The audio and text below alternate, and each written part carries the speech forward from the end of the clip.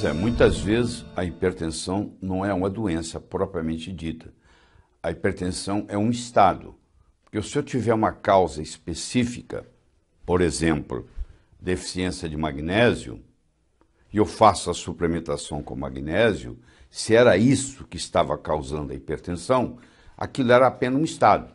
Então existem várias causas específicas para uma pressão se elevar. E quando não participa de nenhuma dessas causas, a gente chama de hipertensão essencial. Mas quando nós temos uma causa, nós chamamos de hipertensão secundária. Então eu vou dar um exemplo.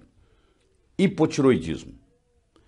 A pessoa que tem hipotiroidismo, que é muito comum cada vez mais na população, ela começa a produzir nas artérias uma coisa chamada mucina. E essa mucina, ela vai como que entupindo os vasos.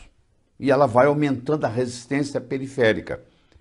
Então o coração tem que aumentar a pressão para jogar o sangue lá na frente, porque o caminho ficou mais difícil.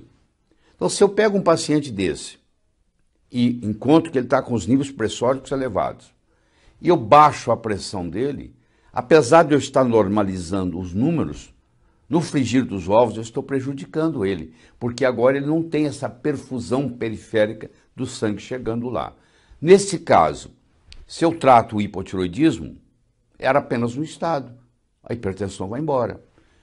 Isso pode acontecer com resistência insulínica, é o paciente diabético, que tem muita insulina, primeiro começa com muita insulina, a insulina retém sódio, o sódio retém água e sódio aumenta o volume de sangue aumenta, multiplicado pela resistência, vai aumentar o débito cardíaco, vai aumentar a pressão. É outro caso. É uma deficiência de vitamina D3. Então tem gente, por exemplo, que toma sol, a pressão melhora. Por que a pressão melhora? Porque um dos componentes que estava contribuindo para a pressão alta era a vitamina D3. É o ácido úrico elevado. É uma intoxicação, por exemplo, por chumbo, alguém que trabalha com pintura, tá? Alguém que trabalha exposto a metais pesados. É uma pessoa que tem uma infecção dentária, que está lá aparentemente assintomática, mas que está liberando toxinas o tempo todo. Isso também contribui. Então, esses tipos de hipertensão, que às vezes no consultório a gente não dá muita bola, elas constituem um certo percentual da população dos pacientes hipertensos. Esses têm uma hipertensão secundária que devem ser tratados. Se não for retirada a causa, esse paciente agora vai tomar remédio a vida inteira e a causa está lá para ser tratada. Porque a pressão, na hora que você coloca uma pressão num sistema, um dos riscos é esse sistema se romper. Então, por exemplo, se eu tenho muita pressão nos vasos do cérebro, esses vasos do cérebro se acomodam até um certo ponto e tem um limite, tudo tem um limite. E se passar desse limite, ele pode romper e pode ter uma hemorragia, pode vazar sangue no cérebro. E no momento que vaza sangue no cérebro, como o cérebro está dentro do crânio, que é uma cavidade fechada, a pressão intracranial aumenta mais ainda, e isso pode causar lesão até irreversível. Então, o paciente pode ter o que se chama um acidente vascular cerebral, que agora mudou de nome, chama acidente vascular encefálico, que é a mesma coisa, mas vamos conversar o termo mais conhecido, que é o AVC, que é o acidente vascular cerebral, e esse acidente vascular cerebral ele pode ser ou por isquemia, entupiu, ou por hemorragia, que é o chamado o acidente vascular cerebral isquêmico, que é o mais comum, e o acidente vascular cerebral hemorrágico. E a hipertensão a longo prazo contribui para os dois.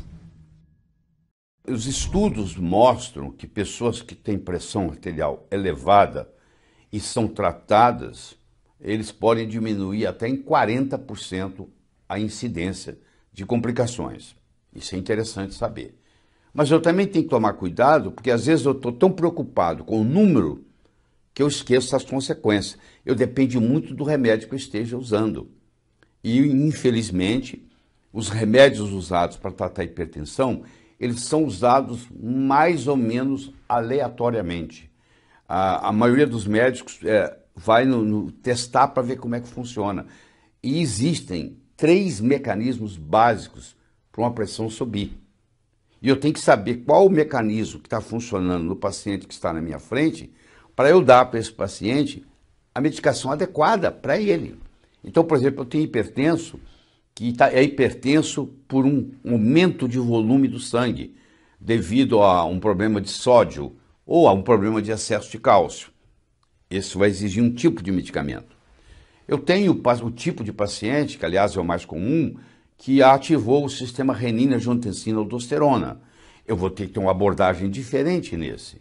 E eu tenho um tipo de hipertensão que é menos comum do que a renina-angiotensina-aldosterona e menos comum do que a sódio-cálcio-volume, mas ela existe, 15% dos hipertensos estão nessa categoria, que é a chamada hipertensão neurogênica, que é a hipertensão emocional, que a pessoa tem uma notícia e fica com a pressão alta. E se classifica como uma estimulação do sistema simpático.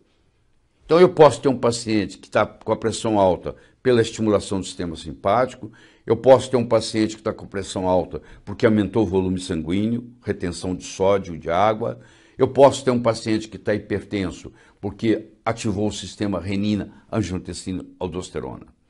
Se eu não levo isso em consideração no meu diagnóstico de que tipo de pressão esse paciente tem, eu posso estar dando para um paciente o medicamento errado. Então, por exemplo, eu vou dar um diurético para uma pessoa que tem renina-angiotensina-aldosterona. O diurético vai estimular a renina. Então, na realidade, eu estou até piorando o quadro. Então, não existe um remédio que vai funcionar em todas as pressões altas. Eu tenho que primeiro caracterizar o tipo que é, para depois eu fazer a aplicação. Então isso é muito importante. Por isso que na prática você vai ver que infelizmente nem todo paciente com pressão alta está sendo tratado, porque a hipertensão é uma doença silenciosa, e infelizmente aqueles que estão sendo tratados, pelo menos nos Estados Unidos, no Brasil pode ser até pior, 35% a pressão não está controlada adequadamente.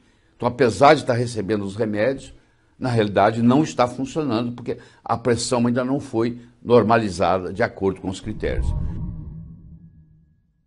Eu oriento esse paciente a conversar com o médico que está cuidando e levantar a hipótese de talvez essa hipertensão seja secundária a um hipotiroidismo, a uma deficiência de magnésio, a uma deficiência de vitamina D3, a uma elevação do ácido úrico, a um metal tóxico que está incomodando, a uma infecção dentária, porque se não está conseguindo controlar, ou até mesmo pode ser que o remédio está inadequado.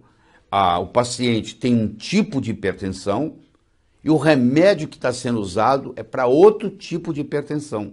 Então, por isso que é importante nós classificarmos a hipertensão quanto ao mecanismo de ação em 3 tipos. A volume dependente, a renina-angiotensina-aldosterona dependente e ao sistema nervoso simpático dependente. Esse é um trio. E cada um desses vai ter um remédio de preferência.